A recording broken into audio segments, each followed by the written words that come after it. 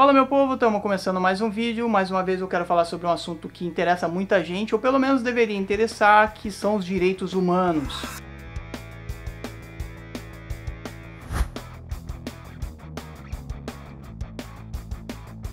E aí, quando a gente pensa em direitos humanos, muita gente cria uma série de preconceitos, não entende o que sejam, que envolvem, por exemplo, a questão de que os direitos humanos defendem bandido, direitos humanos, ou pelo menos as pessoas que estão envolvidas nos direitos humanos, elas defendem bandido, defendem os criminosos e assim por diante. Isso tem a ver com a questão e as críticas que envolvem as pessoas que estão trabalhando com a ideia de que todo mundo tem direito igual, todo mundo tem direito a ser tratado dignamente.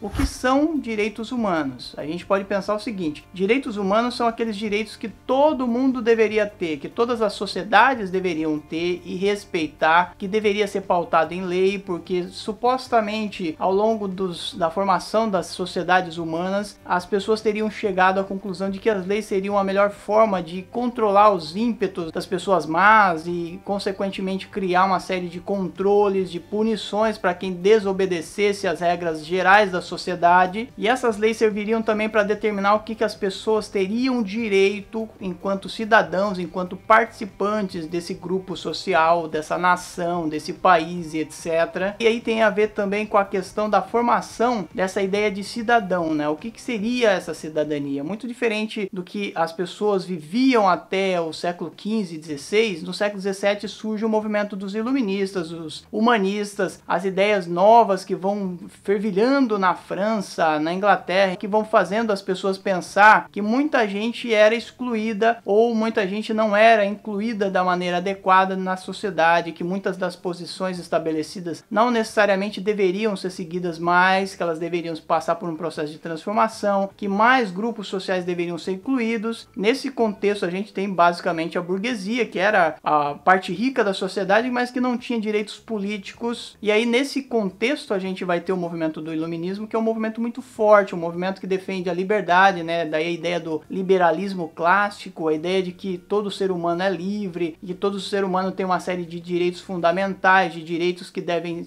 ser defendidos pelo Estado, e aí por isso o Estado deveria ter o papel de representar o povo e não impor sobre o povo as regras. Daí vão surgindo as ideias de voto, de escolha dos representantes, especialmente aí no caso a gente poderia citar Montesquieu, a gente poderia citar o Rousseau, diversos outros caras que vão pensando a organização da sociedade, com várias diferenças entre esses pensadores, mas todos eles de alguma forma influenciando os movimentos que vão surgindo, no caso dos Estados Unidos ou das antigas colônias da Inglaterra, que vão fazer a independência em 1776, que depois também vão influenciar evidentemente a Revolução Francesa em 1789 e diversas outras transformações ao longo do mundo que vão sendo influenciadas por esses países, como por exemplo os movimentos de independência na América, pelo menos aqueles países da América Latina que fazem uma transformação radical, que adotam o sistema republicano, representativo, do voto, do presidencialismo, enfim, com todas as mazelas que tinham esses grupos, esses países, ainda assim eles passam por uma transformação profunda que abole a monarquia, que instauram regimes republicanos, com exceção do Brasil, que continua uma monarquia até 1889, e nesse contexto há um questionamento muito sério da posição do governante,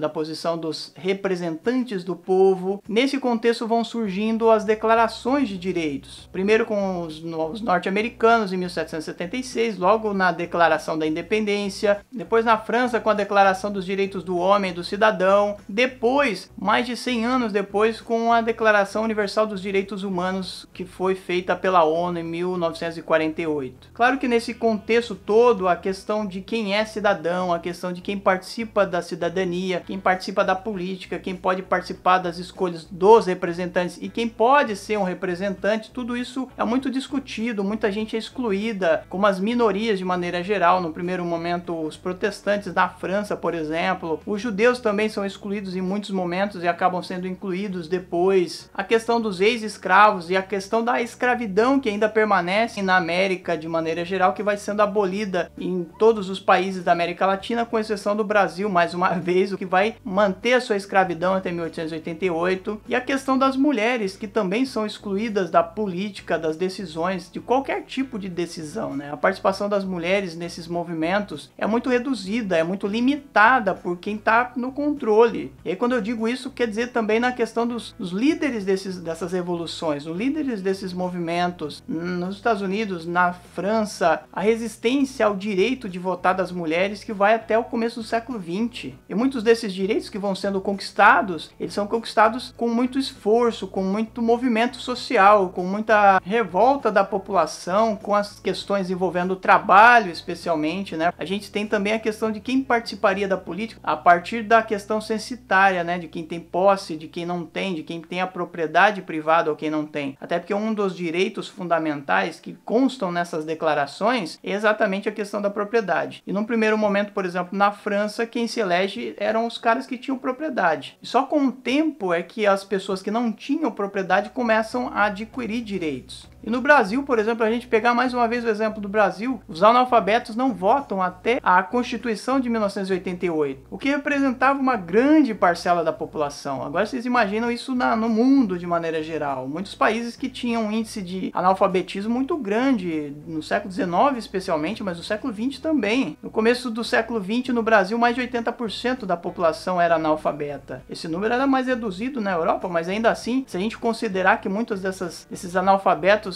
poderiam mudar a figura política, mudar os contextos políticos, nesse sentido eles são muito excluídos, porque se pensa o seguinte, que os analfabetos não são capazes de escolher os seus líderes, não são capazes de escolher, quanto menos liderar algum movimento político, ou pelo menos do ponto de vista da elite, né? Porque os movimentos eles existem, as lutas sociais elas existem aos montes, e não é à toa que muitos direitos passam a ser conquistados, principalmente na segunda metade do século XIX, começo do século XX, e eles vão sendo incorporados às leis gerais dos países e assim por diante. Só que até a Segunda Guerra Mundial não existia uma ideia de lei geral ou de leis gerais dos direitos humanos. Não existia a ideia de que todos os países, ou pelo menos a maioria deles, deveriam seguir essas regras, ou pelo menos deveriam pensar suas constituições nacionais a partir dessas regras gerais de direitos humanos. Isso só vai surgir em 1948. Claro que aí a gente tem a questão do contexto de potências que mandam no mundo, principalmente os Estados Unidos depois da Segunda Guerra Mundial, que é o grande vencedor,